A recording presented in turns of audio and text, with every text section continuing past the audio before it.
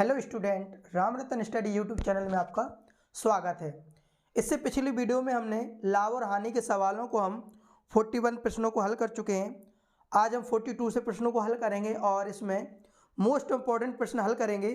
ठीक है, इस तरह के प्रश्न जरूर एग्जाम में पूछे जाते हैं और इन प्रश्नों को हम देख करके आंसर निकाल सकते हैं या इनका करने का सही तरीका क्या होगा वो देखेंगे।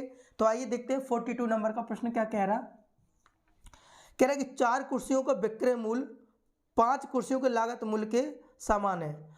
4 कुर्सियों का विक्रय मूल्य यानी 4 कुर्सियों को जब हम बेच देते हैं, जितने रुपए में हम 4 कुर्सी बेचते हैं उतने ही रुपए में हम 5 कुर्सी खरीद लेते हैं। अर्थात हमारी जो लागत मूल्य होगी वो हमारी 4 कुर्सियों पर निकल आती है और एक का हमें क्या हो जाएगा, लाभ। एक का हमें लाभ हो गया और 4 कुर्सी पर लागत मूल्य निकल के आ गए तो 1/4 इसकी फ्रैक्शन क्या होती है, 25%। इसका आंसर क्या हो जाएगा, 25%। लेकिन कॉन्सेप्ट के हिसाब से कैसे कर रहे, देखो क्या कह रहा है, 4 कुर्सियों का विक्रय मूल्य यानी 4 कुर्सियों का एसपी, 4 कुर्सियों का विक्रय मूल्य 5 कुर्सियों के सीपी के समान है। हम दोनों तरह से कराएंगे, एक डायरेक्ट कराएंगे और बेसिक। 4 कुर्सियों का विक्रय मूल्य 5 कुर्सियों के क्रय मूल्य के समान है तो एसपी अपन सीपी निकालेंगे तो एसपी के सामने कितना लिखा, 5 और सीपी के सामने कितना लिखा, 4। तो देखो क्या अर्थ है, कोई चीज़ 4 रुपये में खरीद रहे और बेच कितने में रहे, 5 में बेच रहे। 4 की कोई चीज़ खरीद रहे 5 में बेच रहे तो लाभ कितने का हो रहा, 1 का लाभ हो रहा। किस पर होता है, क्रय मूल्य पर। और प्रतिशत में बदलना, 100 से गुणा करा दो तो डायरेक्ट कितना आ जाएगा, इसका आंसर 25%। और डायरेक्ट हमने बताया था ये वाला। ठीक है, 43 नंबर का प्रश्न देखो क्या कह रहा है 16 घड़ियों का विक्रय मूल्य 20 घड़ियों के क्रय मूल्य के बराबर है। इसका अर्थ है कि 16 जब घड़ी बेचते हैं, जितने रुपए में हम 16 घड़ी बेचते हैं उतने ही रुपए में हम 20 घड़ी खरीद लेते हैं तो हमें 4 घड़ी का लाभ हो जाएगा और जो हमारी लागत मूल्य वो कितने पर निकल आएगी, 16 घड़ियों पर निकल आएगी। तो इसका 4 एकम 4 और 4 चौके 16 और 1/4 की फ्रैक्शन क्या होती है, 25% का। ठीक है ना। लेकिन वैसे देखो कैसे करेंगे सवाल कॉन्सेप्ट से, 16 घड़ियों का विक्रय मूल्य तो 16 घड़ियों का एसपी 20 घड़ियों के सीपी के बराबर है तो 4 से काटो, 4 चौके 16, 4 एसपी और 4 पंचे 20 सीपी। तो एसपी अपॉन सीपी निकालेंगे तो एसपी के सामने कितना लिखा, 5, सीपी के सामने कितना लिखा, 4। कोई चीज़ 4 रुपये में खरीद रहे 5 में बेच रहे, एक का क्या हो रहा है, लाभ। किस पर हो, क्रय मूल्य 4 पर। 1/4 की फ्रैक्शन कितने परसेंट, 25%। चाहे ये वाला डायरेक्ट कर लो और चाहे आप इस तरह से कर लो। ठीक है, 44 क्या कह रहा कि 20 संतरों का लागत मूल्य 16 संतरों के बिक्री मूल्य के बराबर है। 20 संतरों का लागत मूल्य 16 संतरों के लागत मूल्य के बराबर। सेम ऊपर वाला क्वेश्चन है कि जितने रुपए में हम 20 संतरे खरीदते हैं, जितने रुपए लगा करके हम 20 संतरे खरीदते हैं उतने ही लागत हमारी 16 संतरे बेचने पर आ जाती है।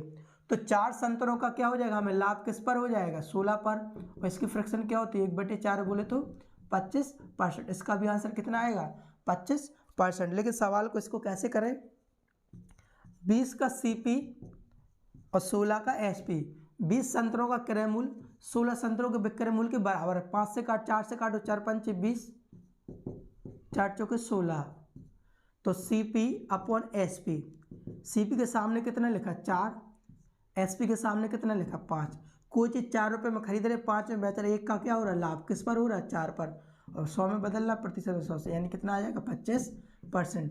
तीनों का आंसर 25% आया है। देखो 45 नंबर का प्रश्न कह रहा 9 वस्तुओं का क्रय मूल्य 9 वस्तुओं का क्रय मूल्य 8 वस्तुओं के विक्रय मूल्य के समान है। 9 वस्तुओं का क्रय मूल्य 8 वस्तुओं के विक्रय मूल्य के समान है, यानी जितने रुपए में हमने 9 वस्तुएं खरीदी उतनी ही वस्तुएं हम 8 रुपये में बेच देते हैं तो एक का हमें क्या हो जाता है, लाभ। और क्रय मूल्य कितना, 9 और 1/9 की फ्रैक्शन क्या होती, लागत मूल्य हमारी कितने पर निकल आती, 8 पर। तो फिर से सुनिए हमने क्या कहा, 9 वस्तुओं का क्रय मूल्य 8 वस्तुओं के विक्रय मूल्य के समान है। जितने रुपए में हम 9 वस्तुएं खरीदते हैं उतने ही रुपए हमें 8 वस्तुएं बेचने पर निकल आते हैं, यानी लागत मूल्य हमारी कितने पर निकल आ गई, 8 वस्तुओं पर। तो एक वस्तु का हमें लाभ होगा किस पर, 8 पर। 1/8 की फ्रैक्शन क्या होती है, 12.5%। यही हमारा हो जाएगा आंसर। लेकिन वैसे कैसे करें, देखो 9 वस्तुओं का क्रय मूल्य, 9 का CP, 8 का SP। तो देखो CP अपन SP निकालेंगे, क्या हो जाएगा, CP के सामने कितना लिखा 8, SP के सामने कितना लिखा 9। 8 रुपये में कोई चीज़ खरीद रहे, 9 में बेच रहे, कितने का लाभ हो रहा है, 1 पर, किस पर, क्रय मूल्य पर। 1/8 की फ्रैक्शन क्या होती है, 12.5%, ठीक है ना। देखो 46 नंबर का प्रश्न क्या कह रहा, कह रहा 45 कलमों को बेचने पर 5 कलमों के विक्रय मूल्य के बराबर क्या होती है, हानि होती है। तो देखो 45 कलमों को बेचने, SP, CP और लॉस, ठीक है ना। जब उसने 45 कलमें बेच दी, कितनी कलमें बेच दी उसने, 45 कलमें बेच दी, तो 5 कलमों की क्या होगी, हानि। जब उसने कोई चीज़ 45 रुपये की बेची, समझना ऐसे समझे, जब उसने कोई चीज़ 45 रुपये की बेची तो 5 की क्या होगी उसको हानि, अर्थात इसका खरीदी कितनी होगी, 50 की खरीदी होगी। फिर से सुनो, जब उसने कोई चीज़ 45 रुपये की बेची तो 5 की हानि हो गई, तो उसने खरीदी कितने की होगी, 50 की खरीदी होगी।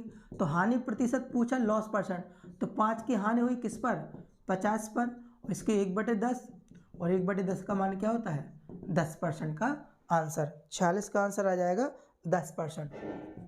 47 नंबर का प्रश्न कह रहा है 56 वस्तुओं को बेचने पर SP, CP और प्रॉफिट। अब वो 56 वस्तुओं को जब वो बेच देता है, 56 वस्तुओं को बेच देता है, तो 14 की क्या होती है, उसको हानि होती है, सॉरी लाभ होता है। जब 56 वस्तुओं को यानी कोई चीज़ 56 रुपये में बेचता है तो 14 का लाभ हो जाता है। 56 रुपये में कोई चीज़ बेच दी तो 14 रुपये की हानि हो, सॉरी लाभ हो गया। 56 रुपये की कोई चीज़ बेची तो 14 का लाभ हो गया, तो खरीदी कितनी की होगी, उसने खरीदी होगी कितने की, 42 की खरीदी होगी। तो लाभ परसेंट पूछा है, यानी लाभ कितने का हो रहा है, उसको 14 का लाभ हो रहा, किस पर हो रहा, 42 पर। तो प्रतिशत बदलना, 100 से गुणा करा दो, 14 कम 14, 14 थी 42, और 1/3 की फ्रैक्शन क्या होती, 33, सही 1/3% का उससे क्या हो जाएगा, लाभ हो जाएगा, ठीक है। 48 नंबर का प्रश्न कह रहा 36 पुस्तकों का क्रय मूल्य, 36 पुस्तकों का क्रय मूल्य 30 पुस्तकों के विक्रय मूल्य के बराबर है। तो 36 पुस्तकों का CP 30 पुस्तकों का SP के बराबर है। 6 से काटो, 6 6 36, 6 से काटो 6 5 30, तो CP अपन SP निकालेंगे।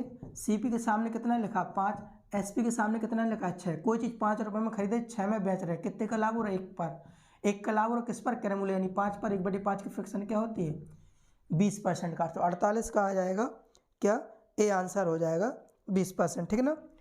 49 नंबर का प्रश्न देखें 15 मेजों का क्रय मूल्य 20 मेजों के विक्रय मूल्य के बराबर है। 15 मेजों का क्रय मूल्य यानी 15 का CP, 15 मेजों का क्रय मूल्य 20 मेजों के विक्रय मूल्य के बराबर। 5 से काटो, 5 तिया 15, 5 चौके 20, तो CP अपन SP निकालेंगे। CP के सामने कितना लिखा है, 4, SP के सामने कितना लिखा है, 3। कोई चीज़ 4 रुपये में बेच रहे, सॉरी 4 रुपये में कोई चीज़ खरीदी, 3 में बेच दी, 1 की हानि होगी, किस पर हो गई, 4 पर। 1/4 की फ्रैक्शन क्या होती है, 25% की क्या हो जाएगी, यहाँ पर हानि हो जाएगी। 50 नंबर का प्रश्न कह रहा है एक व्यक्ति 320 आम 400 आमों के विक्रय मूल्य के बेचता है, यानी 320 आम 400 आमों के क्रय मूल्य पर बेचता है। 320 आम है, 400 आमों को, इसका समझ लो CP, इसको ऐसे समझो CP और SP, इसको आप ऐसे समझ लो, कोई चीज़ 320 रुपये की है और 400 की उसने बेच दी, आम मान के चलो 4 रुपये, अर्थात ऐसे समझो कि 320 रुपये में कोई चीज़ खरीदी और 400 में उसने क्या कर दी, बेच दी, तो उसे कितने का लाभ हो जाएगा। इसका अर्थ है कि 320 उसने आम खरीदे, जितने के 320 आम खरीदे उतने आम उसने कितने के बेच दिए, 400 के बेच दिए, तो लाभ कितने का हो गया, 80 का लाभ हो गया, किस पर हो गया, 320 पर प्रतिशत बदलना कितने से, 100 से, ये से ये कट गए, 8 चौके 32 और 4 किसके कितने में हो जाएगा, 25% का, उससे क्या हो जाएगा, लाभ हो जाएगा। 51 नंबर का प्रश्न कह रहा है 400 आम CP और SP, वो कह रहा है उसने जितने 400 रुपये की कोई चीज़ 320 में उसने बेच दी। कह रहा है एक व्यक्ति 400 आम 320 आमों के क्रय मूल्य पर बेचता है, अर्थात इसका अर्थ यह है कि 400 रुपये की कोई चीज़ थी 320 में बेच दी, तो इसमें कितने की हानि हो गई, 80 की हानि हो गई, किस पर हो गई, 400 पर, और प्रतिशत गणना 100 से ये कट जाएंगे, 4 से इसको काटेंगे कितनी बार, तो 20% की यहाँ पर इसको क्या हो जाएगी, यहाँ पर हानि हो जाएगी। ठीक है, 20% की क्या हो जाएगी, हानि।